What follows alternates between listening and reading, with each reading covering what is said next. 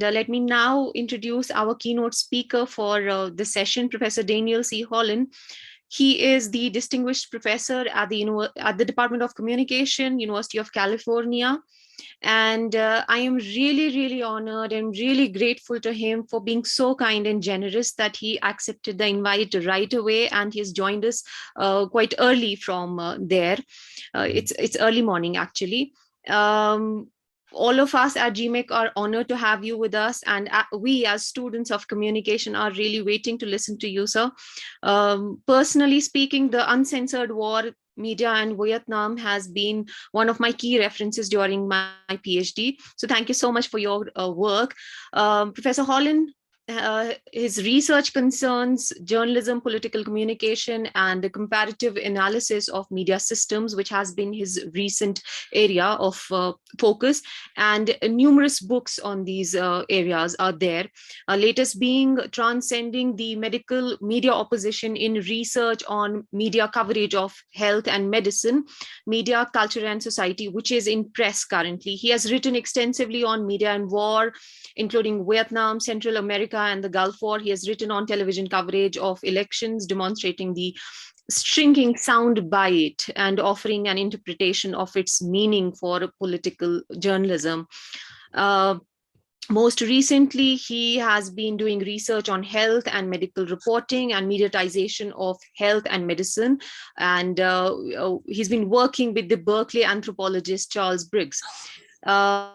Which is, I think, this area is contemporary, and this area is all the more relevant currently as we see in the backdrop of COVID. Today, he would be speaking about journalistic professionalism in the post-truth age. Over to you, sir.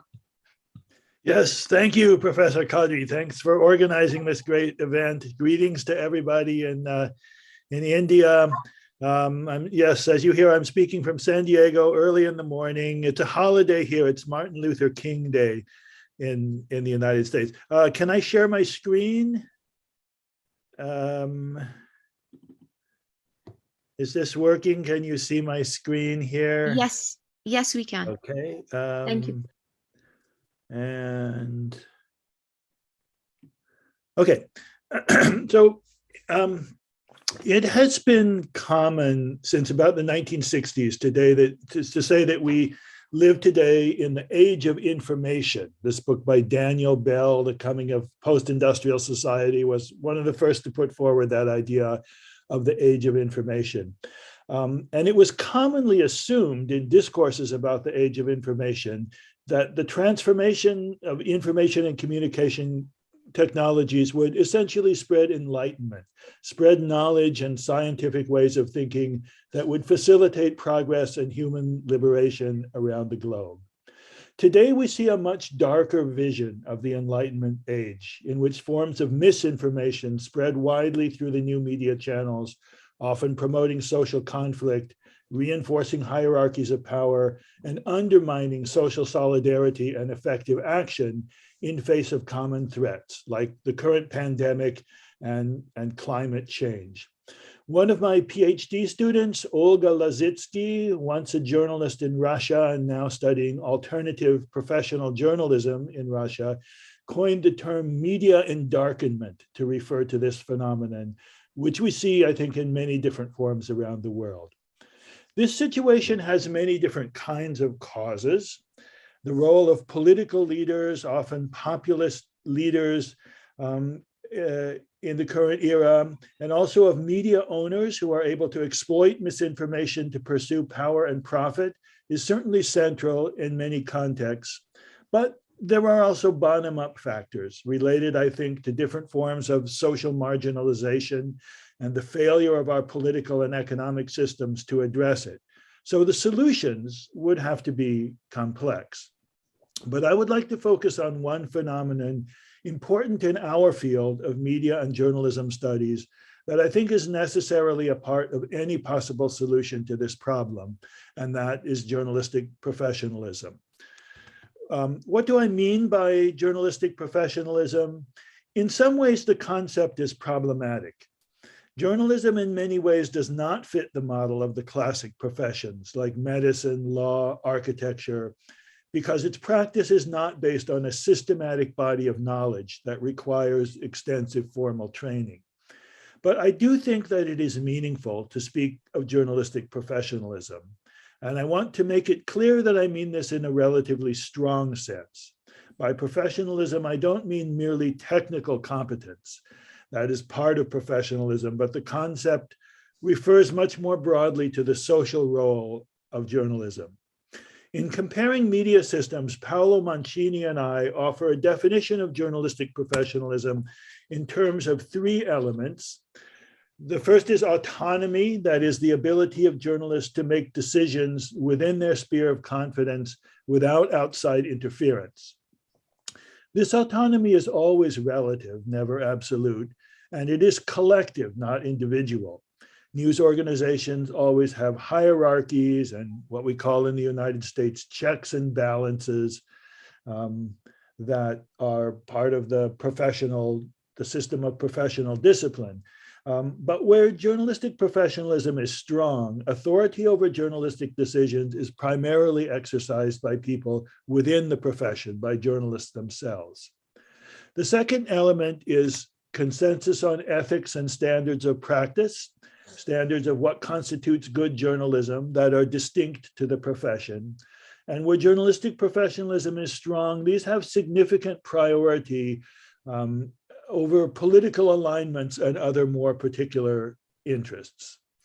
And finally, the third element of professionalism is an ideology of public service. That is an ideology which, if professionalism is strong, will be accepted by journalists, media managers, and other actors in society that holds that journalism has an obligation to serve the society as a whole.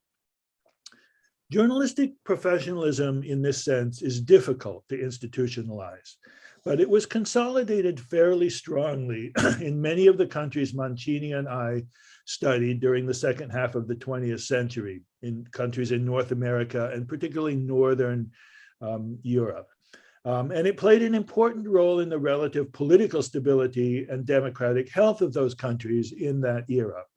And it has been achieved, I believe, in more uneven but very real ways in many parts of the world, and remains an important aspiration of journalists, I think, almost everywhere in the world.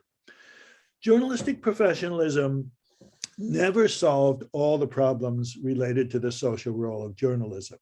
And in fact, the first generation of the tradition of sociology and political economy of news, which arose in Western countries starting in the 1970s, which was a high point of journalistic professionalism, was centrally concerned with the critique of journalistic professionalism, trying to show how power relations and forms of inequality and exclusion came to be embedded in the very professional routines of journalism. Or to take another example of more recent scholarship from the Global South, Afonso de Albuquerque, a scholar in Brazil, shows how conceptions of professionalism imported into Brazil from the United States served to discipline journalism in the period of Brazil's right-wing military dictatorship and to facilitate the control of the dictatorship over journalism. It is also important to note that journalistic professionalism can take different forms. This is a key argument that Mancini and I make in comparing media systems to try to show that even among Western countries, journalistic professionalism took different forms. In particular, we argue in that book that while in the United States, the objectivity norm, that is the idea that journalists should be politically neutral and write without a distinctive voice or point of view, was dominant. In Europe, where the tradition of the party press was stronger, and there was a widespread assumption that all news organizations did have a distinctive point of view, and that was part of their function. The objectivity norm was less central to the way that journalistic professionalism was understood. Nevertheless, these components of autonomy, consensus on ethics and standards of practice, and the ideology of public service, those were very strong in both systems. Conceptions of professionalism do change also. Europe moved in the direction of the objectivity norm as the party press died out.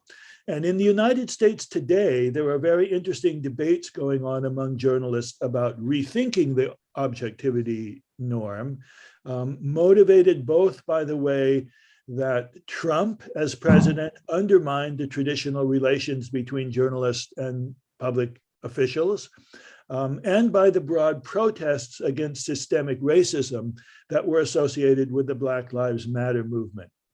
Here, I'd like to give a couple of quotations that give an idea of what this discussion looks like. These are from the journalist Wesley Lowery, who wrote a very influential article in the New York Times in 2020 in the context of the Black Lives Matter movement. Lowery wrote, "Conversations about objectivity, rather than happening in a virtuous vacuum, habitually focus on predicting whether a given sentence, opening paragraph, or entire article will appear objective to a theoretical reader who is invariably assumed to be white." And he went on not to suggest abandoning journalistic professionalism, certainly, but to rethink it. And he argued, and so instead of promising our readers that we will never on any platform betray a single bias, submitting ourselves to a life sentence of public thoughtlessness, a better pledge would be an assurance that we will devote ourselves to accuracy, that we will diligently seek out the perspectives of those with whom we personally may be inclined to disagree, and that we will be just as sure to ask the hard questions of those with whom we're inclined to agree. So this conversation, I think, is in many ways addressing the limitations of journalistic professionalism that have been studied since the 1970s, and represent an attempt to strengthen it, to deepen it, to make it more inclusive. And this is something, and I think that the kinds of issues that Lowery raises in the context of the United States have their parallels everywhere in the world. One of the issues that I want to raise here is the question of whether journalistic professionalism is a Western thing. And I think it's obvious that the dominant forms of journalistic professionalism originated in Western countries. And as Afonso de Albuquerque's work suggests, you can't ignore colonialism and the context of global power relations in thinking about the development of journalism around the world. But I would also say that journalistic professionalism is an aspiration of journalists in much of the world, and I think continues to be developed in distinct ways in different national contexts and remains very important almost everywhere. I study Latin America, and I would say that many of the strongest examples of journalistic professionalism today, often you find them in online media. This is the online news organization El Faro in El Salvador. Often these examples of journalistic professionalism in Latin America have a fairly strong activist orientation towards social change and social justice. This particular issue of El Faro is focusing on a water law. It says the water law privatizes and promotes commercial exploitation, and it's quite a critical article. So it has this kind of activist focus on social change and social justice. To give an interesting contrasting case, my student Olga Lazitsky, who I mentioned, finds that in Russia, where the dominant media are highly politicized, journalists aspiring to a more professional role often actually adopt the objectivity norm, because in the Russian context, it is a challenge to the dominant order to adopt the stance that journalists should step back from politics and just tell people honestly what happened in the world. One question I consider particularly interesting is whether journalistic professionalism could exist in communist systems like China or Vietnam. Some people, both inside and outside of those systems, would say no, but I'm not so sure. If journalistic professionalism could develop substantially in Western systems where media are privately owned, which involves very real contradictions between the system of private ownership and that obligation of the media to serve society as a whole, I'm not sure that it couldn't also develop in systems where media are owned by the party state. Of course, it would be a different form of professionalism from what we see in the United States or Europe. There's a very interesting work by Natalia Rudakova on journalism in the Soviet Union, which suggests that a form of professionalism did exist in the Soviet system, one that was centered particularly around an ideology of public service, and then which declined after the end of the Soviet Union. Now I'll move to wrap up because my time is relatively short. I don't know whether we have any time for questions, but journalistic professionalism faces many threats today. Sometimes these come in the more traditional form of repression by authoritarian leaders. The news organization that I showed you in El Salvador, for example, El Faro, has been in the news recently because it's been the target of electronic surveillance using the Pegasus software created by an Israeli company, and that is which is used by many governments around the world to spy on journalists as part of a campaign of repression. So there's traditional authoritarian repressions of that sort, and there are new threats that are part, I would say, of the information age itself. This includes economic problems that have undermined the stability of many traditional news organizations. And it also includes the threats that come from populist leaders who attack the credibility of journalists. And I would say in some ways, in many ways, the very notion of truth, often using social media, characterizing the journalists as enemies of the people. And as well as, I think that a threat comes more broadly from the political polarization that is generated by these discourses and by the attacks of populist leaders. And I think the threats to journalism also include the threat from media organizations themselves that reject professionalism to pursue political projects, often again of a populist character, as in the case of Fox News and other even more radical news organizations in my own country.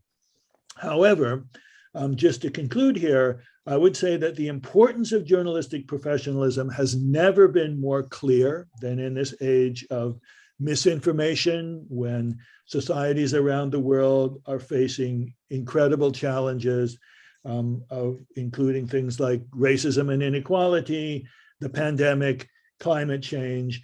And I believe that strengthening the institutions and culture that support journalistic professionalism is essential to protecting the resiliency of our societies. And with that, I will conclude.